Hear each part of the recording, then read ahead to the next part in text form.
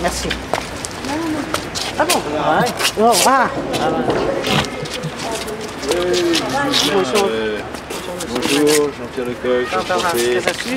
Voilà. Vous voulez qu'on aille discuter Ils sont mignons, ils s'entendent bien alors? Oui, c'est des grandes copines. Je peux les caresser, non? Ah, bien sûr. Ce sont les filles, non? Oui, les deux filles. Qu'est-ce que c'est? C'est un petit... Oui, border taquet. Ah d'accord, c'est adorable.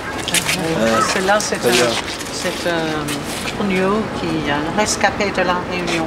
Ah, de la Réunion? Pourquoi Oui. la Réunion? Bah, vous savez ce qu'ils font avec les chiens Ils vivants? mangent, non? Non, ils ne mangent pas et c'est des appâts pour les requins Ah, c'est affreux. vivants. Oui, on n'avait pas que... Alors, ils jouent souvent ensemble? Oui. Ah. Pas mal fait, je crois qu'il était...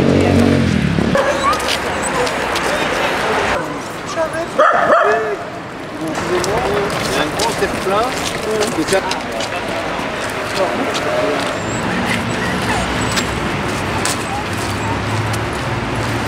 Attendez, je la prends juste. Des chiennes, 3 chiennes.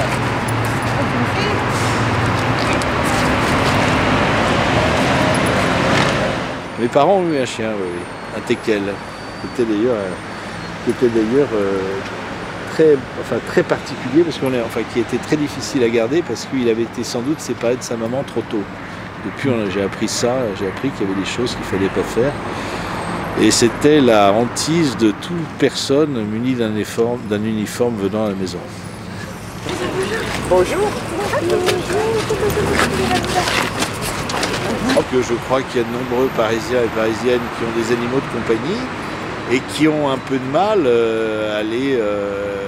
à les promener, ou plutôt qui trouvent un peu triste quelquefois que leur animal de compagnie doivent être toujours se promener en laisse, obéissant en quelque sorte à des critères qui sont maintenant des critères de bienséance, mais des critères qui veulent que tout doit être réglé, tout doit être normé en ville. Et on le voit à travers ce parc qui est petit, mais qui a le mérite d'exister. Les chiens et les chiennes adorent se retrouver, gambader un peu, ne plus être accrochés à leur maître et se retrouver. Il n'y a rien de plus sympathique que de voir des chiens et des chiennes sympathiser. Et puis il arrive aussi que les propriétaires de chiens sympathisent. On me dit qu'il y a même de belles histoires qui se créent grâce au parc des chiens. En Angleterre, c'est le paradis. Et il y a des...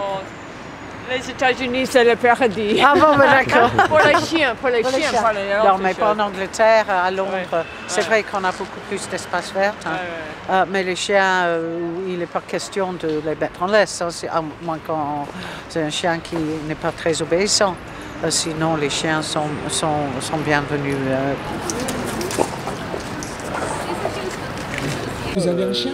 On a un chien qui est là. On en a deux. La rue Guilmer sont favorisés là, effectivement. J'ai plusieurs personnes à la rue Guilmer qui m'ont dit oui, c'est très bien. Oui. Alors ça trouve quelques sénateurs. Oui, c'est ça. Oui, ils vont faire des remarques, non? Non, jamais. J'ai un copain, moi, qui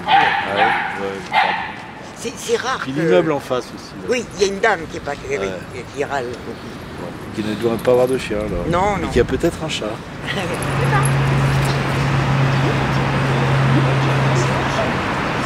Et je trouve qu'à Paris, c'est pas facile d'avoir un chien en ville. Il faut vraiment beaucoup aimer son compagnon, beaucoup vouloir s'en occuper, mais on fait peu de choses pour eux.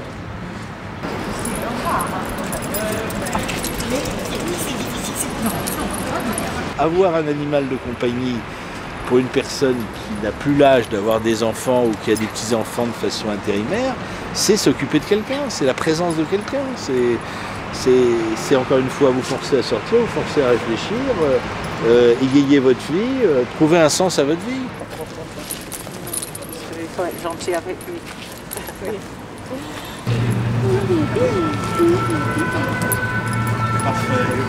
Et quand je me promène avec mes chiens, j'ai des sacs pour essuyer. Avant que je sorte mon sac, les gens m'engueulent. Et pour vous, Là, c'est un garçon, celui-là. C'est le garçon du monsieur qui... Ah ouais, d'accord, il est entreprenant. Ah oui, il est très très entreprenant. Là, il est amoureux, là. Il est très amoureux, là. Oui, mais la mienne aussi, mais avant, il était fou de la mienne. Juste une petite question, justement sur la propreté ici. Il y avait des poteaux qui distribuaient, il n'y en avait jamais, ça c'est vrai. Et puis ils ont été carrément enlevés.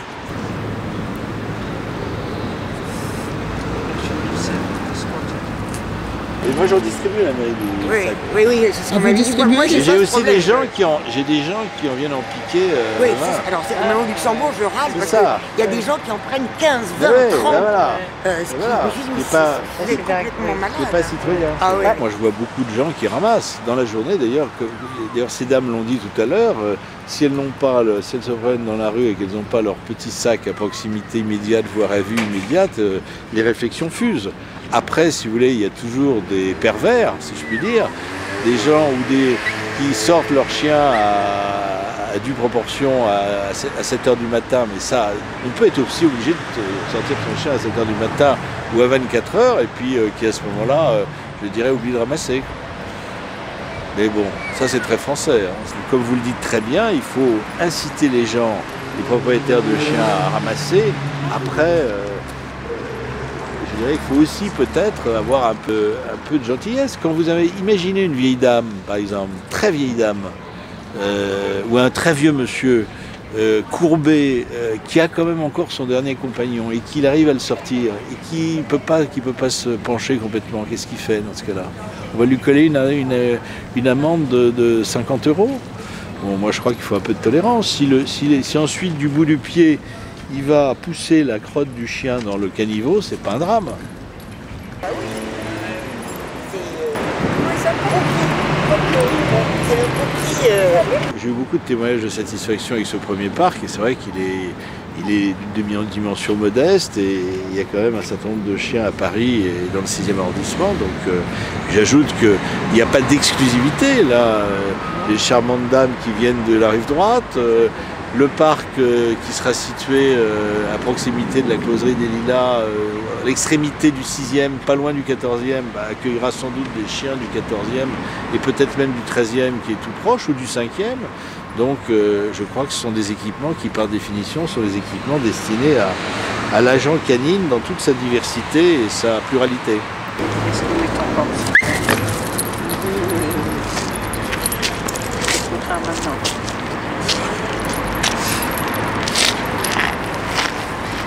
Il a l'air. On vieillit mieux et on vieillit davantage avec son chien, s'occupant de son chien. Votre chien s'occupe de vous également. Sa présence réconforte, sa présence occupe. Donc il faut avoir, à mon avis, une vision moins sectaire des choses, je le pense. Le bien-être du chien semble être bafoué par les élus, surtout à Paris. En dehors de Paris, il y a d'autres villes où les chiens sont très bien traités. Il y a quelque chose qui se passe à Paris, je ne sais pas. C'est triste, c'est triste. Ouais. Voilà. Oui, ça va. Voilà. Oui, ta copine. Oui. Au revoir, mesdames. Au revoir, madame. Au revoir, à bientôt. Au revoir, mesdames.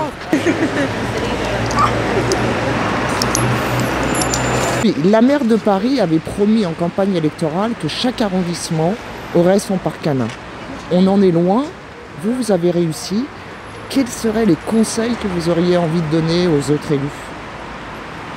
De se pencher, de dialoguer avec les propriétaires de chiens et d'essayer de trouver dans leurs arrondissements des lieux susceptibles d'en accueillir. Je vous avoue que vous m'appreniez, je ne savais pas que Mme Hidalgo avait fait cette promesse. Bon, quand on est en campagne électorale, on fait toujours des promesses. Il faut peut-être moins en faire et essayer de faire en sorte que ça se réalise. Alors est-ce qu'il faut un parc canin par arrondissement? Ça, je ne sais pas. D'ailleurs, on en aura au moins 2 ici, c'est déjà quelque chose, ça pourra servir à d'autres. Mais en tout cas, je crois que ce sont des équipements qu'on peut essayer de multiplier, ça coûte pas cher. Encore une fois, ça règle des problèmes et ça permet à nos animaux à 4 pattes de rester en pleine forme.